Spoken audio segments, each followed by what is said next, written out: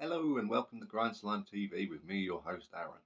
And today we're headed back over to Sweden, just like we did yesterday for the Necrophobic video. But this time we're talking about Crust Legends, Wolfbrigade, and their EP actually, a D-Beat Odyssey.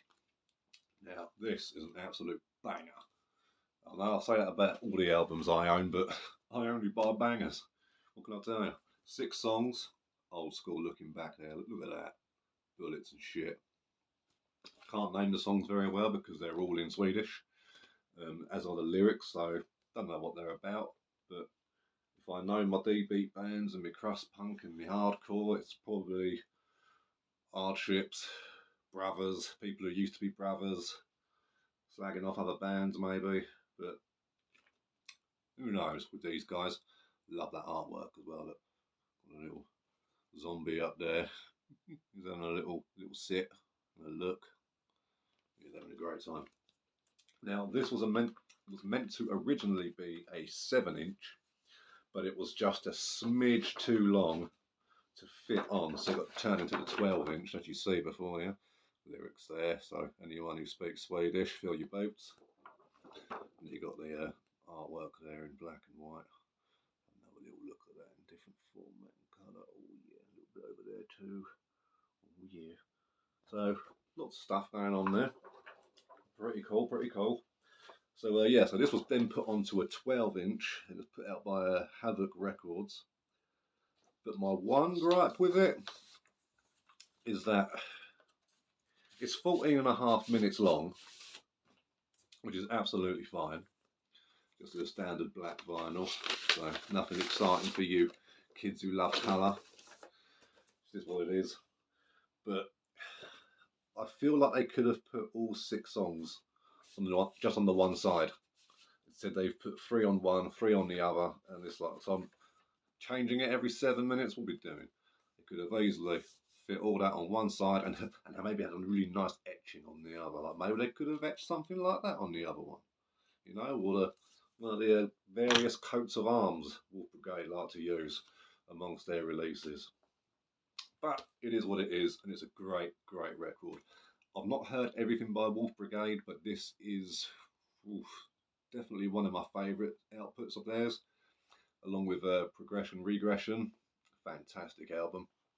That would have come out a couple of years before this. This came out in 2004, and I believe this was supposed to be their last record ever, because they did split up for about 3 years after this, and main reason being the vocalist was having throat problems. I've read somewhere it was like, one was said it was a cancer tumour, another one said it was just like a vocal cord injury, so I'm not entirely sure, but due to that they bring on a bunch of homies to do some extra vocal hands on this EP, which is pretty cool. There's poor Chavy, old Mick, or Mika, couldn't quite do it himself, bless him.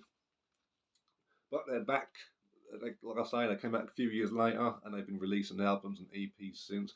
One EP that they put out in that time, in fact, was Anti-Tank Dogs. Really cool 7-inch, 3 tracks. Really cool.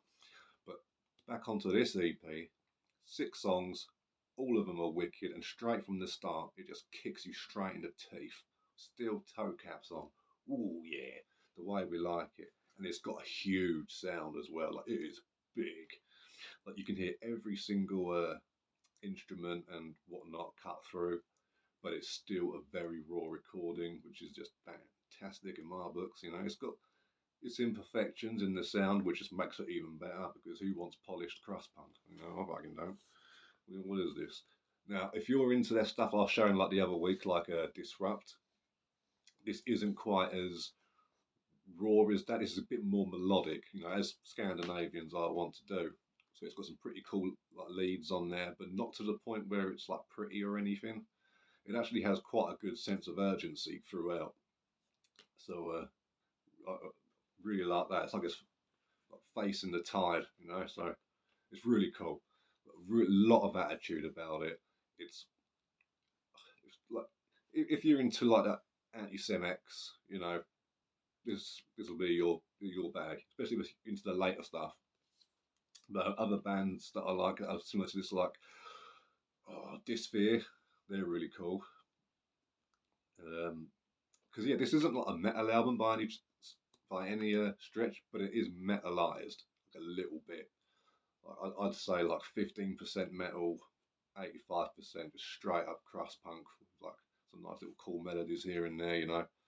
But the bass is fantastic. I mean, for me, the bass on this is the shining through instrument. Some really cool little feels, and just he smashes it absolutely. There he is. Look, there he is. Strummer, the old Thunder Chunder. Oh yeah.